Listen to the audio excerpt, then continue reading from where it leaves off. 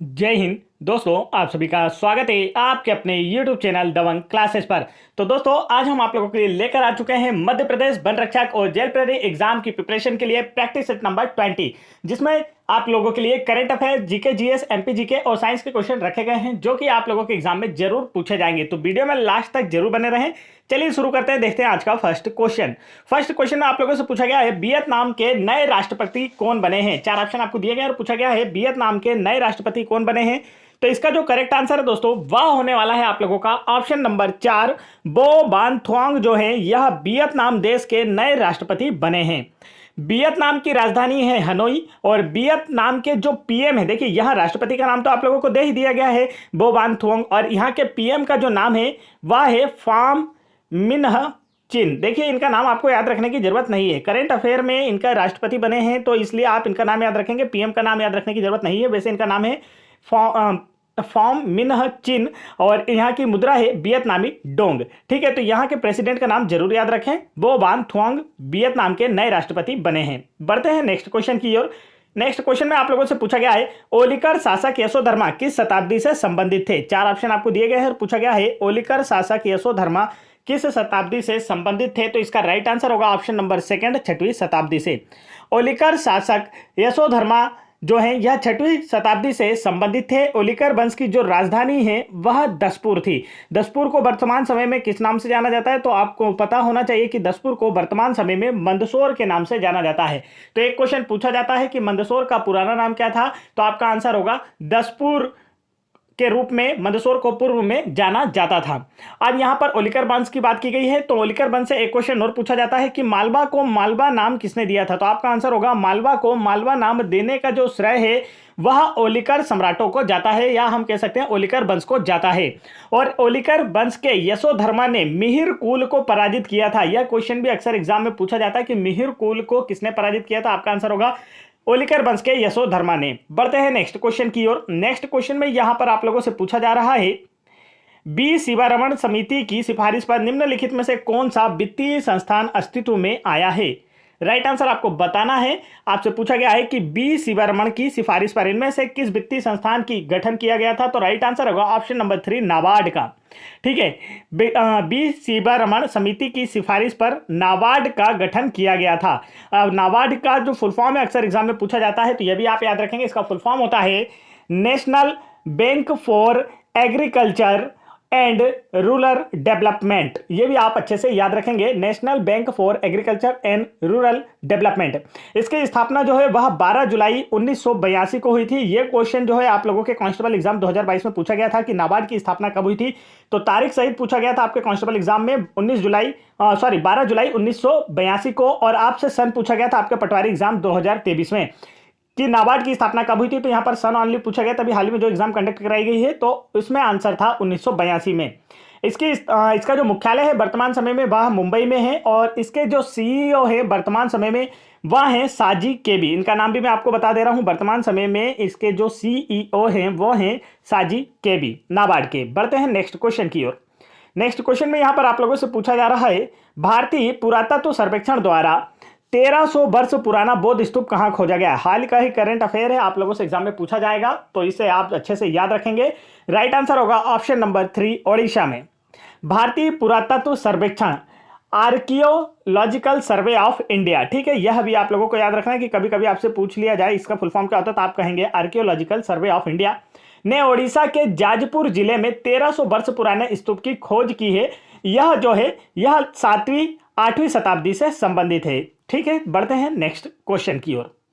Next question में यहां पर आप लोगों से पूछा जा रहा है, जनगणना 2011 के अनुसार मध्य प्रदेश में कितने संभाग है। चार ऑप्शन आपको दिए गए और पूछा गया है जनगणना 2011 के अनुसार मध्य प्रदेश में कितने संभाग है। तो इसका जो करेक्ट आंसर है वह होगा आप लोगों का ऑप्शन नंबर 4, 10। जनगणना 2011 के अनुसार मध्य प्रदेश में 10 संभाग, और वर्तमान समय भी मध्य प्रदेश में 10 संभाग और 52 जिले हैं। मध्य प्रदेश का जो नवनिर्मित 52वां जिला है वह निवाड़ी है, जो कि क्षेत्रफल और जनसंख्या दोनों ही दृष्टि से मध्य प्रदेश का सबसे छोटा जिला है। और मध्य प्रदेश के 53वें जिला बनाने के लिए, तो मध्य प्रदेश का 53वां जिला कौन सा बनेगा अगर आपसे पूछा जाए तो आपका आंसर होगा मऊगंज, और जिसकी घोषणा हाल ही में मध्य प्रदेश के मुख्यमंत्री शिवराज सिंह चौहान ने की है कि मध्य प्रदेश का जो 53वां जिला है वह किसे बनाया जाएगा, मऊगंज को बनाया जाएगा। नेक्स्ट क्वेश्चन की ओर बढ़ते हैं। नेक्स्ट क्वेश्चन में आपसे पूछा गया है किस देश के संविधान से भारत ने मौलिक कर्तव्यों को अपनाया है। 4 ऑप्शन आपको दिए गए और पूछा गया है इनमें से किस देश के संविधान से भारतीय संविधान में मौलिक कर्तव्यों को शामिल किया गया है। तो राइट आंसर जो होंगे दोस्तों वह है आप लोगों का ऑप्शन नंबर 3 सोवियत संघ। सोवियत संघ के संविधान से भारतीय संविधान में मौलिक कर्तव्यों को अपनाया गया है। और भारतीय संविधान में मौलिक कर्तव्यों की संख्या कितनी यदि आपसे पूछा जाए तो हमारे मौलिक कर्तव्य हैं 11। और यदि आप लोगों से पूछा जाए कि मूल संविधान में मौलिक कर्तव्यों की संख्या कितनी थी तब आपका आंसर होगा 10। मूल संविधान में मौलिक कर्तव्यों की संख्या 10 थी, लेकिन संशोधन कर इसके संविधान में संशोधन कर मौलिक कर्तव्यों की संख्या को 11 कर दिया गया है। तो यह आपको याद रखना है, वर्तमान समय में मौलिक कर्तव्यों की संख्या है 11, मूल संविधान में थी 10। और मौलिक कर्तव्यों का वर्णन जो है यह संविधान के अनुच्छेद 51A या हम कह सकते हैं 51 का में किया गया है। चलिए बढ़ते हैं नेक्स्ट क्वेश्चन की ओर। नेक्स्ट क्वेश्चन में यहां पर आप लोगों से पूछा है दोस्तों निम्नलिखित में से किस राज्य में चापचार कूट त्योहार मनाया जाता है। बताइए जल्दी से, चापचार कूट त्योहार कहां मनाया जाता है। तो इसका करेक्ट आंसर होगा आप लोगों का ऑप्शन नंबर 2 मिजोरम में। मिजोरम राज्य में चापचार कूट त्योहार मनाया जाता है और यह मार्च के दौरान झूम कृषि के सबसे कठिन कार्य को पूरा होने के बाद मनाया जाता है। अब झूम कृषि क्या होती है आप लोगों को पता है।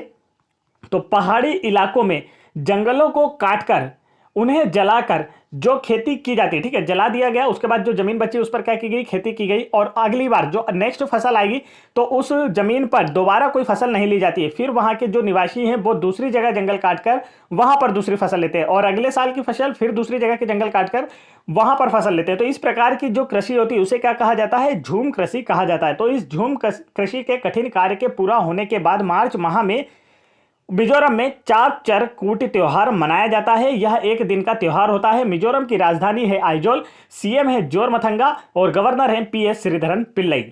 चलिए बढ़ते हैं नेक्स्ट क्वेश्चन की ओर। नेक्स्ट क्वेश्चन में आप लोगों से पूछा है बरमान का मेला कितने दिनों तक चलता है। राइट आंसर आप लोगों को बताना है। करेक्ट आंसर होगा ऑप्शन नंबर 4 13 दिनों तक।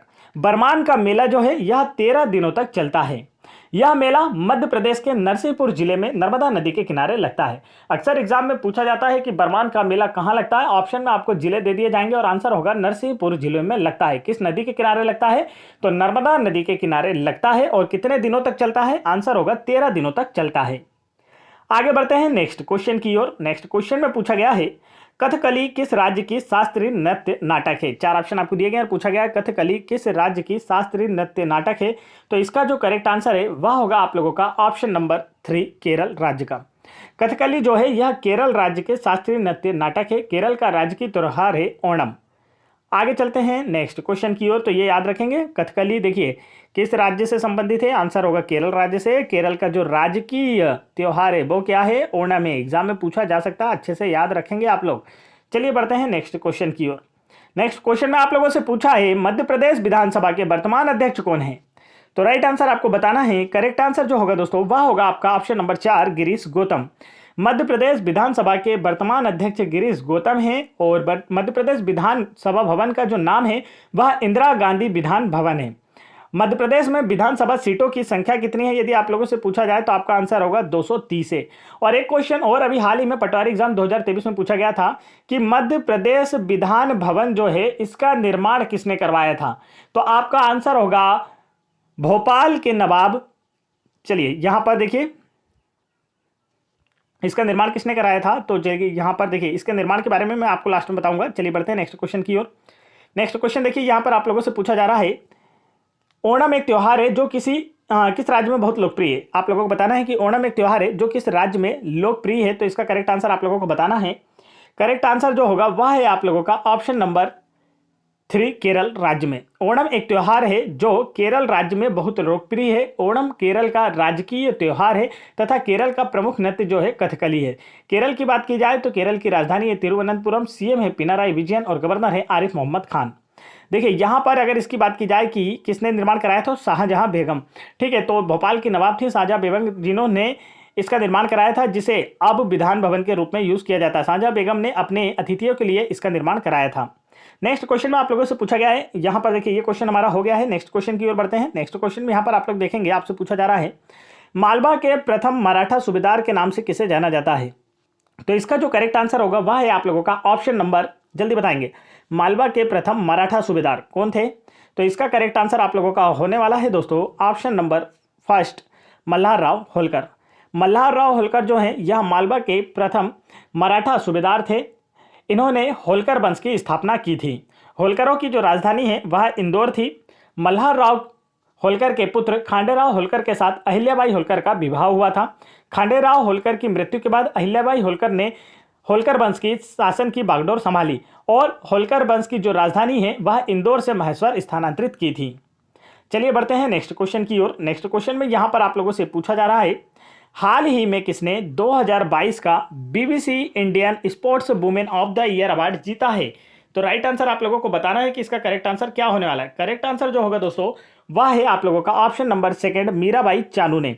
हाल ही में मीराबाई चानू ने 2022 का BBC Indian sports women of the year award जीता है। और ये क्वेश्चन आपके एग्जाम में जरूर आने वाला है, याद नहीं रखेंगे तो 1 नंबर आपका चला जाएगा, इसलिए पछताने से अच्छा याद कर लीजिए। 2022 का BBC Indian sports women of the year award हाल ही में दिया गया है आपके मार्च माह में, तो आपको याद रखना है मीराबाई चानू ने अवार्ड जीता है। और साइखोम मीराबाई चानू इनका पूरा नाम है, साइखोम मीराबाई चानू एक भारतीय भारोत्तोलक खिलाड़ी हैं, वेट लिफ्टर हैं ये। और ओलंपिक खेलों में भारोत्तोलन में रजत पदक जीतने वाली वह प्रथम भारतीय महिला हैं जो कि मणिपुर राज्य से संबंधित हैं। बढ़ते हैं नेक्स्ट क्वेश्चन की ओर। नेक्स्ट क्वेश्चन में आप लोगों से पूछा गया है, मध्य प्रदेश का भीमबेटका किस लिए प्रसिद्ध है? करेक्ट आंसर आप लोगों को बताना है कि मध्य प्रदेश का जो भीमबेटका है वह किस लिए प्रसिद्ध है। यहां से क्वेश्चन आप लोगों के एग्जाम में जरूर बनते हैं, कोई ना कोई क्वेश्चन आपके एग्जाम में जरूर आएगा। यहां से एमपी गवर्नमेंट के एग्जाम में क्वेश्चन ना पूछा जाए यह आज तक कभी नहीं हुआ है। तो करेक्ट आंसर आपका होगा ऑप्शन नंबर 3, रॉक शेल्टर, अर्थात आदि मानवकालीन शिलाश्रय हैं। तो भीमबेटका अपने शिलाश्रयों या रॉक शेल्टर के लिए प्रसिद्ध है। भीमबेटका रायसेन जिले, तो पहले तो यही पूछा जाएगा कि भीमबेटका किस जिले में, तो आपका आंसर होगा रायसेन जिले।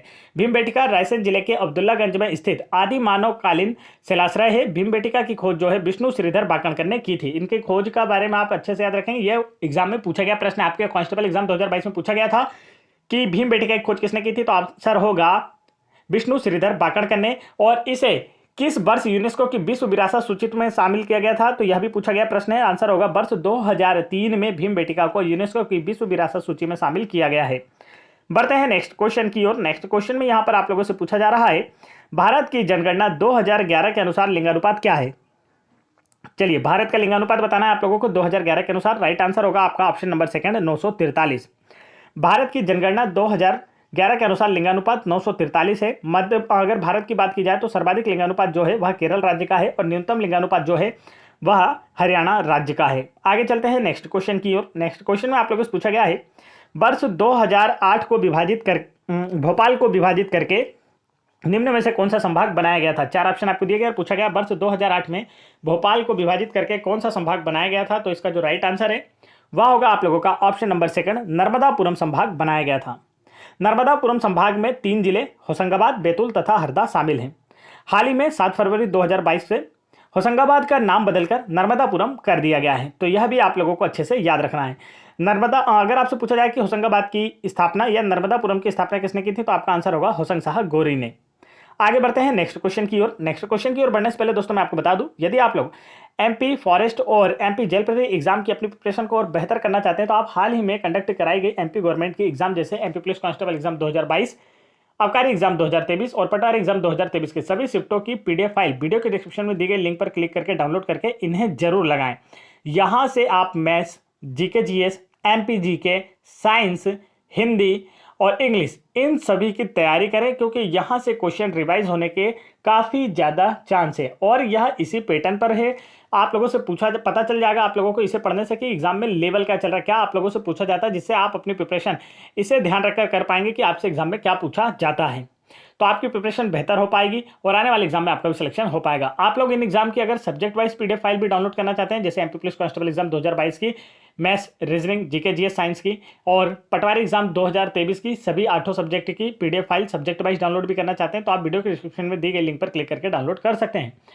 इससे यह फायदा होगा आप लोगों को कि सब्जेक्ट वाइज से यह फायदा होता है कि आप मान लीजिए कि आपने मैथ्स पढ़ना शुरू किया तो आप पूरे 70 शिफ्टों के मैथ्स एक साथ लगा सकते हैं, जो आपको 2000 प्लस मैथ्स देखने को मिलेंगे।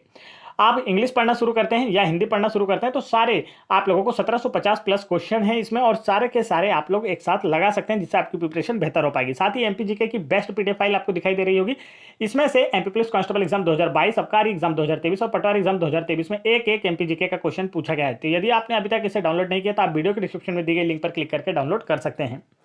तो चलिए देखिए, यहां पर पूछा जा रहा है आप लोगों से, हाल ही में किसे 2022 का BBC Indian para sports women of the year का अवार्ड जीता है। देख लीजिए, दो क्वेश्चन यहां पर मैंने आप लोगों के लिए लेकर आया हूं, ये अवार्ड आपके एग्जाम में जरूर आएंगे।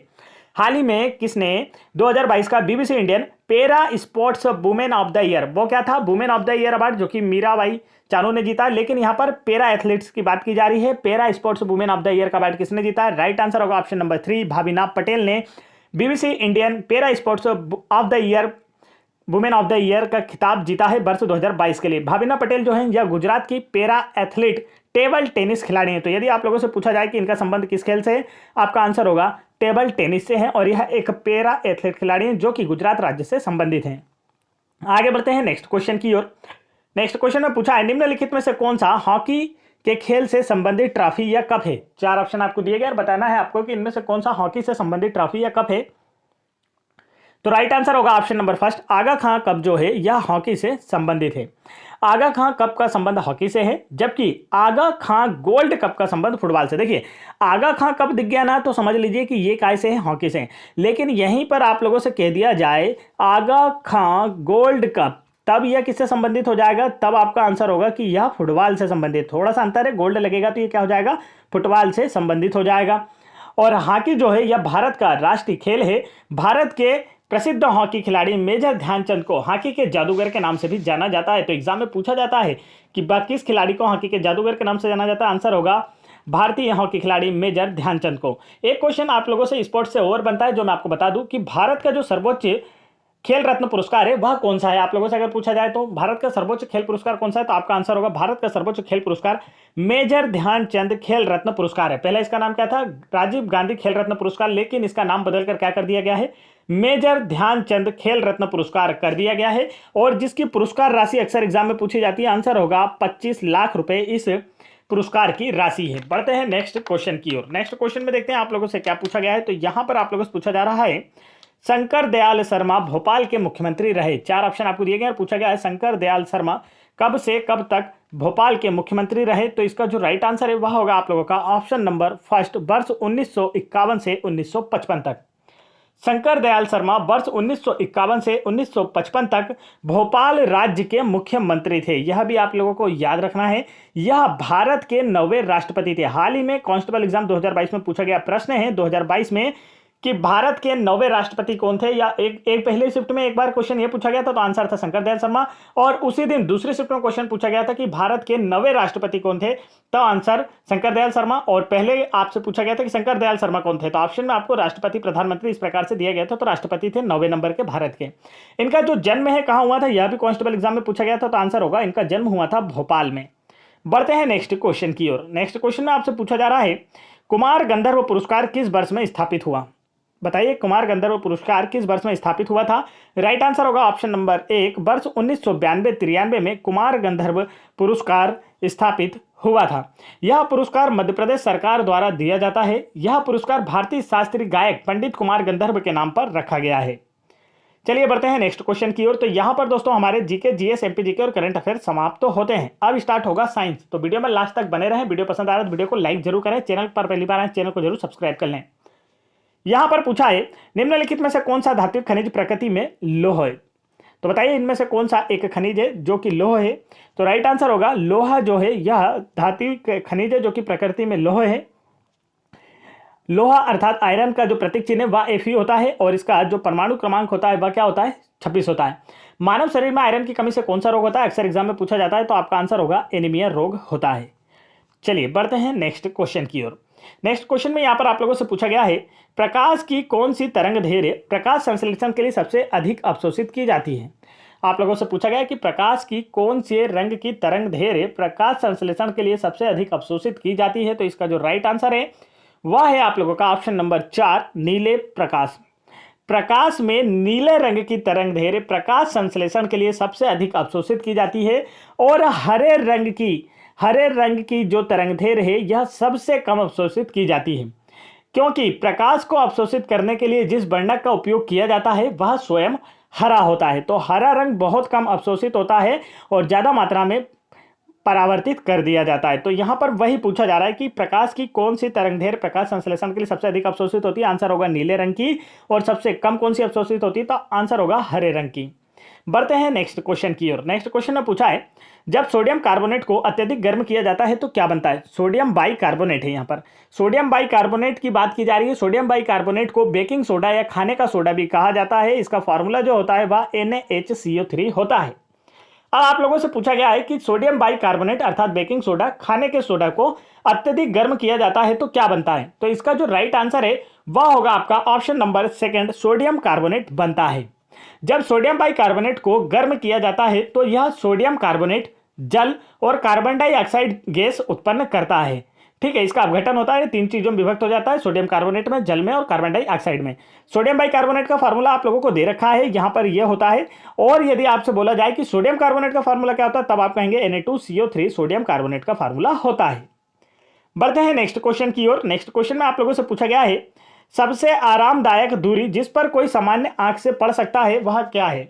आप लोगों से पूछा गया है कि स्पष्ट दृष्टि की न्यूनतम दूरी क्या होती है। तो इसका जो राइट आंसर है वह है आप लोगों का ऑप्शन नंबर 4, 25 सेंटीमीटर। ठीक है, ये क्वेश्चन अक्सर एग्जाम में यूं ही पूछा जाता है कि स्पष्ट दृष्टि की न्यूनतम दूरी क्या होती है। तो आपका आंसर होगा 25 सेंटीमीटर तक सबसे आरामदायक दूरी होती है जिस पर कोई भी सामान्य आंख से पढ़ सकता है।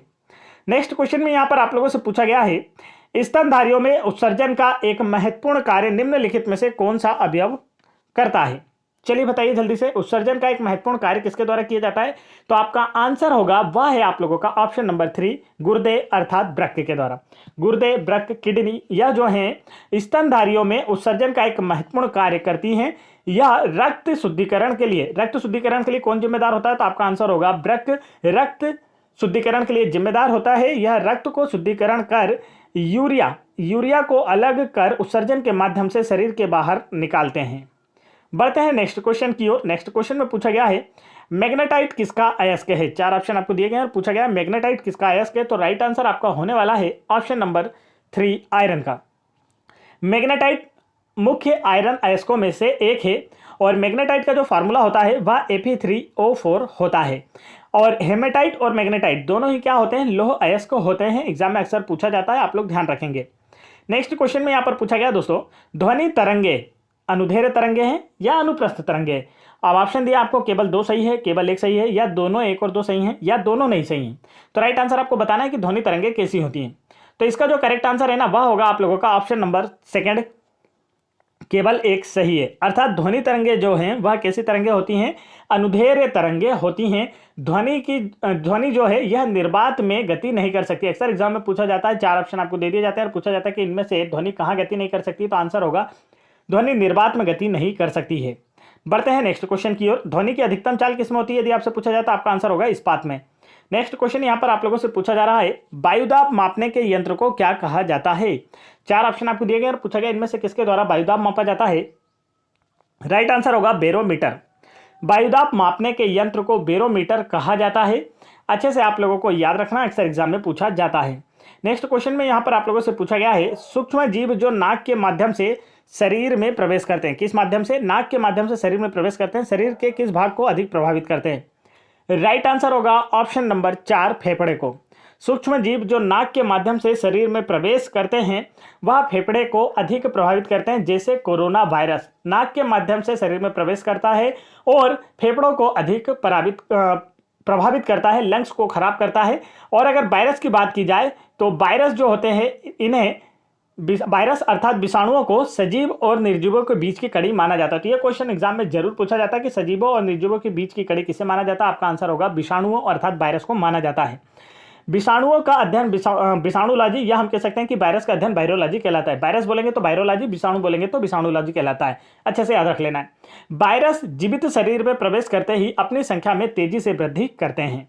चलिए बढ़ते हैं नेक्स्ट क्वेश्चन की ओर। नेक्स्ट क्वेश्चन में आप लोगों से पूछा गया है, निम्नलिखित में से कौन सा कथन किसी वस्तु के द्रव्यमान के लिए सही है। तो द्रव्यमान के बारे में 4 कथन आपको दिए गए हैं, जिसमें से एक करेक्ट आंसर आप लोगों को बताना है कि कौन सा कथन सही है। पहला कथन है, यह अलग अलग स्थानों पर भिन्न भिन्न होता है। यह स्थिर होता है। स्प्रिंग पैमाने के उपयोग से मापा जा सकता है। यह गुरुत्वाकर्षण बल की दिशा में है। तो बताना है आप लोगों को द्रव्यमान के बारे में कौन सा कथन सही है। राइट आंसर होगा ऑप्शन नंबर सेकंड, यह स्थिर होता है।